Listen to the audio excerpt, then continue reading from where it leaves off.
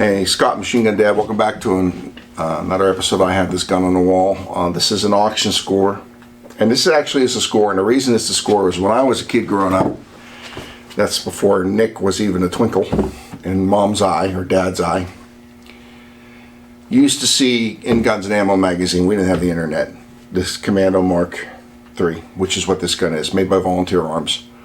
And it was like, oh my God, it's a Tommy gun. It's look at it. I could be Sergeant Saunders in combat. Here it is. It's perfect. Never had the money. I wasn't old enough and never had the money. And I got older, and then by that time, Auto Ordnance had come up with their semi-automatic version of their the 27A1, and I ended up with one of those. So it's been 40 years, 50 years since I saw those ads, but I found me one in the local auction. So let me move in closer and show it to you. We moved in on the Commando Arms. First of all, you'll see the roll marking that identifies it. You also see that the receiver is a little discolored here. That looks to me like a palm print that somebody just didn't oil it and stacked it up in a shelf and it rusted, because this is really cheap steel. Charging handle. This is your mag release right here. I'm going to move in with my finger. That's your mag release. Your stamped steel trigger and your cast aluminum lower. Not a really good build quality. We're going to pan back to the right a little bit, and you're going to see the Commando Mark III markings in the serial number. Nothing really exciting to look at, but I just want to show you the markings, so if you ever see one again, you know what to look for. Give me a second, we're going to flip it over. We flipped it over. There is no markings on this side of the gun at all. Here's your crossbolt safety, and this is the back of your magazine catch. If I push it in, it moves in and out. Really a simple gun. If you see one and you want to buy one, now you know what to look for. Let's move out. You just saw it up close. I don't think Nick's ever shown anything like this. No. Let's go outside and see how she does. Alright, we're going to try this Commando. It has 15 rounds in it.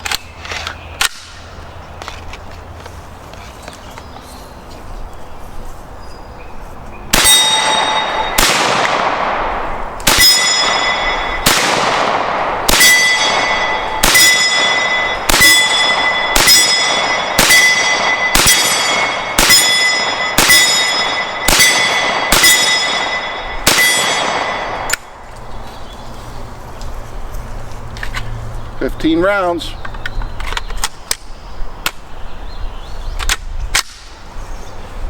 Alright. Not a comfortable spot.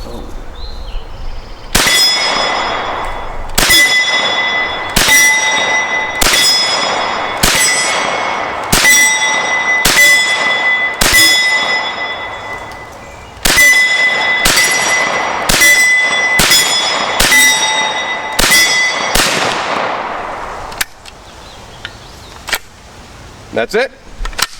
We're outside. If you notice the sling's on kind of funky, that's because in order to change the sling position, I've got to take the buttstock off and rotate it, because the sling is actually riveted on. What a stupid design. But I left it there because it's kind of out of the way. Yeah. So, what did you think of this piece of military history? Actually, it's got nothing to do with the military. How about firearms history? What did you think? Just by looking at it, it looks like a Thompson. Thompsons are cool. It's not a Thompson, but it looks like one, which is close enough. The sights, I'm not the biggest fan of aperture sights. Yeah, and this one, I had to bend it way up so we could hit, and by doing that, the aperture moved forward, and I didn't want to take a chance of bending it back because there are no replacement parts. Yeah, but with the adjustments you've made, I managed to hit almost every single round on that. I loved it. The only gripe I have with the thing is the way, I don't know if it was the way I was holding it or the way that this butt plate is contoured. As I was shooting it, it kept slipping a little bit further down, a little bit further down. You could probably see that in the video because I had to adjust like 3 or 4 times to get it back up. It might just be the shirt that I'm wearing with the material this is made out of, but that's about it. I loved it. You could actually solve that with one of those little El Cheapo rubber slip-on rubber pads to keep you from sliding down. Yeah. It worked fine. When I first got it, we test fired it. It didn't work fine. Of course, it probably hadn't been oiled since 1975. And well, we only had a simple failure to extract.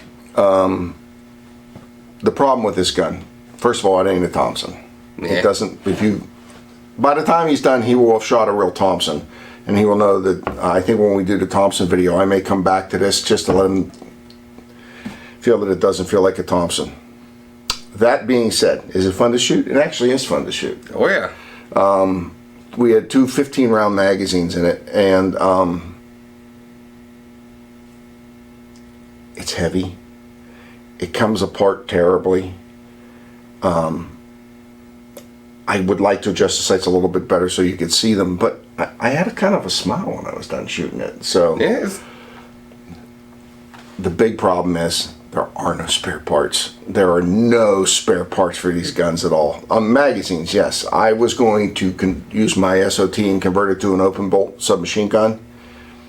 I couldn't find any internal parts whatsoever on the internet to buy. Unless you find one that was like a police department confiscated gun and they destroyed it.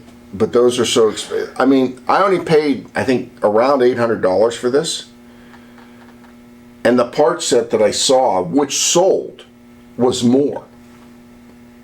Because obviously somebody had the gun and needed an internal part. And without that internal part, the gun doesn't work.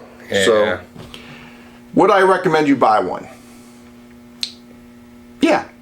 If you have the money and you want to play, and you're like me, you're in your 60s, and you're like, I remember the Guns and Ammo ads; those were cool. Wanted to wear my Matty Mattel plastic army helmet, and and go to the range. Yeah, it's kind of neat. Is it practical? No. Is it effective? Would I want to put my life on the line with it? No. But it is kind of neat to shoot. It's fun. Thanks for watching. Thanks for coming back for I Have This Gun on the Wall. And hear me ramble on about being old and having stories. Thanks again.